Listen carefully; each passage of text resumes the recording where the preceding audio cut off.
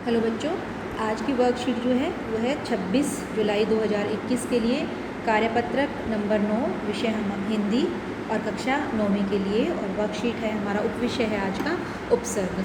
अब उपसर्ग और प्रत्यय के बारे में बेटा आप थोड़ा बहुत जानते होंगे कि ये जो हैं उपसर्ग क्या होते हैं, जो किसी शब्द के आरंभ में यानी कि शुरुआत में लगते हैं, और प्रत्यय क्या होते हैं वो किसी शब्द के अंत में लगते हैं। जैसे यही दे रखा है बहु। बहु ये किसी शब्द के, इन शब्दों के आरंभ में लगा हुआ है, शुरू में बहु जो उपसर्ग है, और ये उससे शब्द बना हुआ है बहुमूल्य, बहुमत, बहुवचन, बहुज्ञ, बहुसंख्यक। ठीक है, तो ये हैं उपसर्ग जो इसके आरंभ में लगते हैं, किसी भी शब्द के आरंभ में लगते हैं। और ये शब्द जो होते हैं वो इनको अविकारी शब्द या अव्यय बोलते हैं, क्योंकि ये शब्द जो होते हैं वो लिंग, काल, वचन और कारक के अनुसार नहीं बदलते। कि जैसे ये शब्द है बहु, ये जो है हम इसको पुल्लिंग के साथ प्रयोग करें, स्त्रीलिंग के साथ प्रयोग करें, या काल बदले यानी कि वर्तमान काल, भूतकाल, भविष्यत काल आए, या कारक के अनुसार ये बदलता नहीं है, ये बहु का बहु ही रहेगा। तो उपसर्ग क्या होते हैं? उपसर्ग वे अविकारी शब्दांश हैं जो किसी शब्द के पूर्व जुड़कर नए शब्द का निर्माण करते हैं। पूर्व यानी कि पहले, किसी शब्द के पहले यानी कि आरंभ में, शुरुआत में जुड़कर। जैसे बहु से, बहु उपसर्ग से बनने वाले ये शब्द दे रखे हैं। और प्रत्यय बेटा, प्रत्यय क्या होते हैं? जो किसी शब्द के अंत में लगते हैं। जैसे मान लो खुश है एक शब्द, और खुश में हमने ई प्रत्यय जोड़ दिया, खुश में हमने ई प्रत्यय जोड़ दिया मान लो, तो खुशी बन गया शब्द, खुशी। ऐसे ही एक शब्द है मान लो नीडर, और उसमें हमने ता प्रत्यय जोड़ दिया तो शब्द बन गया निडरता। तो जो प्रत्यय होते हैं वो क्या होते हैं? वो किसी भी शब्दांश के अंत में जुड़ते हैं, अंत में जुड़कर उसको एक नया शब्द, नया रूप दे देते हैं, तो वो होते हैं प्रत्यय। तो उपसर्ग और प्रत्यय क्या होते हैं? ये नए शब्दों का निर्माण करने की एक प्रक्रिया होती है। उपसर्ग यानी कि उसके किसी भी शब्द के शुरुआत में जुड़ना, और प्रत्यय उस शब्द के अंत में जुड़ना। और आज की वर्कशीट का हमारा जो विषय है वो है उपसर्ग। तो उपसर्ग के बारे में हम पढ़ना आरंभ करते हैं। उपसर्ग वे अविकारी शब्द हैं जो किसी शब्द के पूर्व जुड़कर नए शब्द का निर्माण करते हैं। जैसे बहु, उपसर्ग से बनने वाले कुछ शब्द, जैसे बहु से बहुमूल्य, बहुमत, बहुवचन, बहुज्ञ, बहुसंख्यक। ऐसे ही है, जैसे मान लो कोई शब्द है अप, अब अप जो है वो उपसर्ग है, इससे बनने वाले शब्द जैसे अपमान, अपराध, अपयश। ठीक है, तो ये उपसर्ग हो गया अप।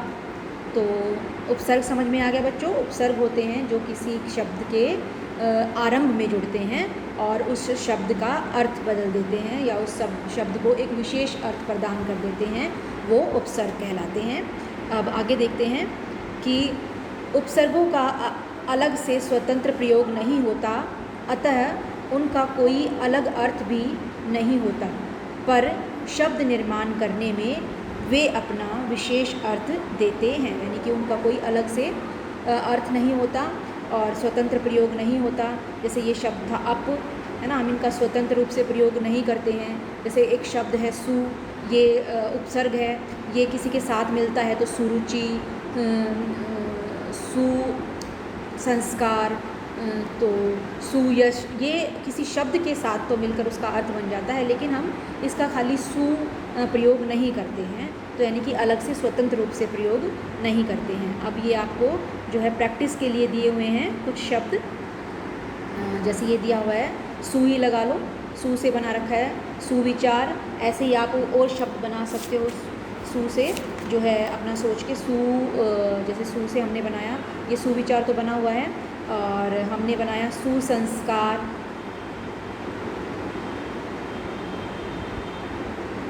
ये मैं आपको नीचे बना के दिखाऊंगी, यहाँ पर ज़्यादा थोड़ा सफाई से नहीं लिखा जाएगा।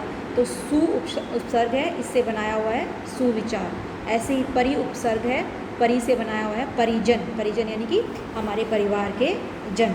सुविचार यानी कि सु का अर्थ होता है अच्छा, और सुविचार यानी कि अच्छे विचार। ऐसे ही अप से अपयश।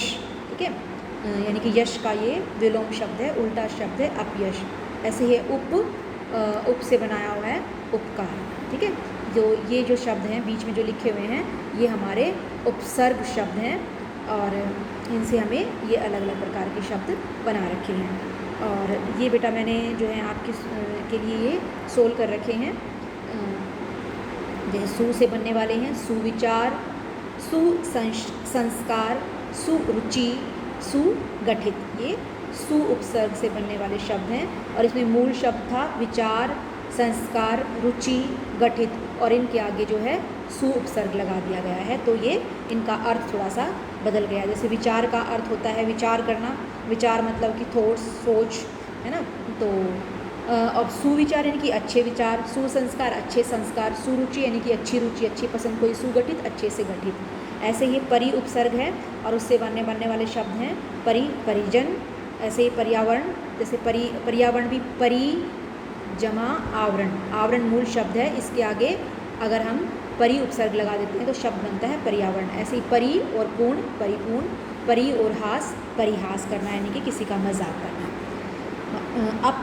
अप से बना अपयश, अपकार, अपमान, ये अपयश दोबारा आ गया है तो इसकी जगह हम कर सकते हैं अपराध।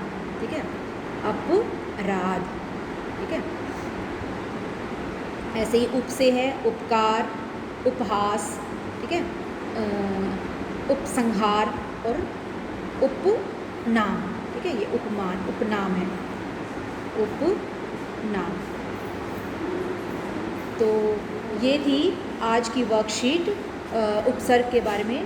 बेटा अगर आपको समझ में नहीं आई है तो दोबारा से एक बार पूरी वीडियो देख लीजिएगा, आपको ये अच्छे से समझ में आ जाएगी। और उपसर्ग एक बार फिर से बता देती हूँ, उपसर्ग क्या होते हैं। उपसर्ग वे शब्द होते हैं, वे शब्दांश हैं जो किसी शब्द के आरंभ में जुड़कर यानी कि शुरुआत में जुड़कर नए शब्द का निर्माण करते हैं। ठीक है, ये उदाहरण दे रखे हैं उपसर्ग के। और प्रत्यय क्या होते हैं, प्रत्यय जो हैं किसी शब्दांश के अंत में जुड़ते हैं। तो ये था उपसर्ग और प्रत्यय की हमारी वर्कशीट। अब आप इसको सोल्व कर लीजिए। धन्यवाद।